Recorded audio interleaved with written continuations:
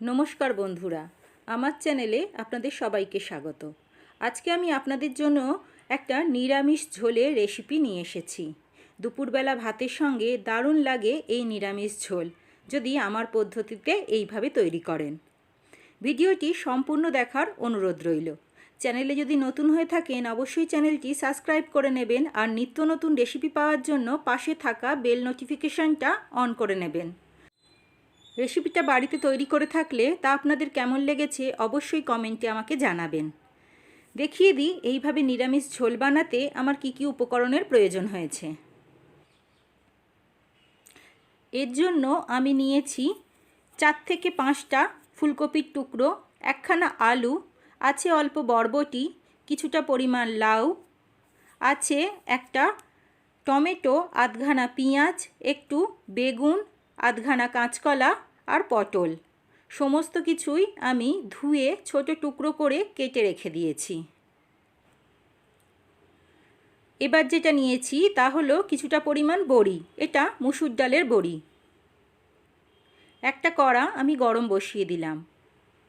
কড়াটা গরম হয়ে গেলে তাতে সর্ষের তেল দিয়েছি। সর্ষের তেলটা গরম হয়ে গেলে এর মধ্যে আমি বড়িটা দিয়ে দিলাম, আর বেশ ভালো করে লাল লাল করে এটাকে ভেজে তুলে নেব। বড়িটা আমার ভাজা হয়ে গেছে, তুলে রাখছি। এবার ওই তেলের মধ্যেই কেটে রাখা পটল, ফুলকপি দিয়ে দিলাম, সঙ্গে দিলাম কাঁচকলাও। সমস্ত কিছু অল্প নুন আর অল্প হলুদ দিয়ে হালকা করে ভেজে নিচ্ছি। ভালো করে নাড়াচাড়া করে এটাকে ভেজে সাইডে তুলে রাখবো।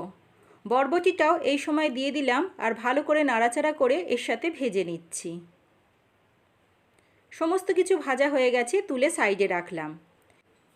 এবার কড়ার মধ্যে 1.5 পলা মতো সর্ষের তেল দিয়েছি। তাতে 2খানা তেজপাতা, অল্প 5 ফোড়ন দিয়ে পেঁয়াজটা তুলে দিয়েছি। এর মধ্যে আলুর টুকরোগুলোও দিয়ে দিয়েছি। সঙ্গে দিয়ে দিলাম লাউ আর বেগুন।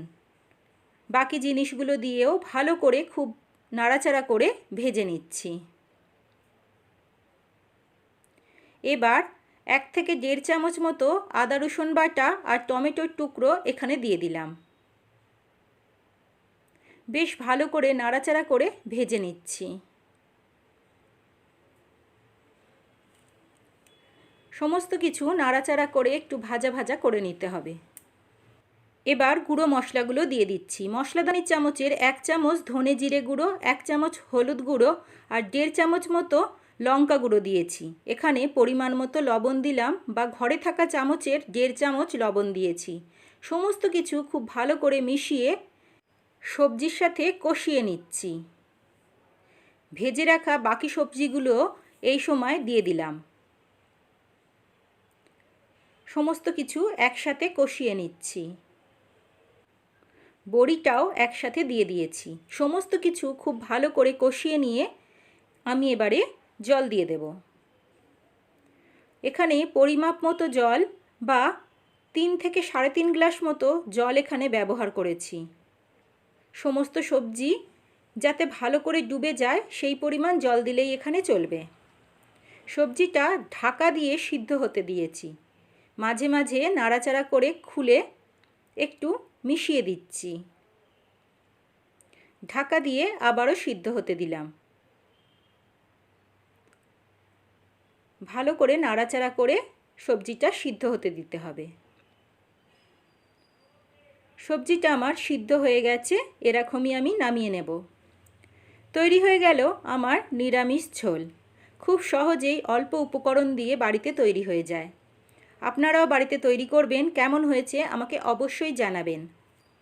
আমার রান্না যদি আপনাদের ভালো লাগে তাহলে চ্যানেলটাকে লাইক করে দেবেন, শেয়ার করে দেবেন, আর মনে করে চ্যানেলটি সাবস্ক্রাইব করে নেবেন।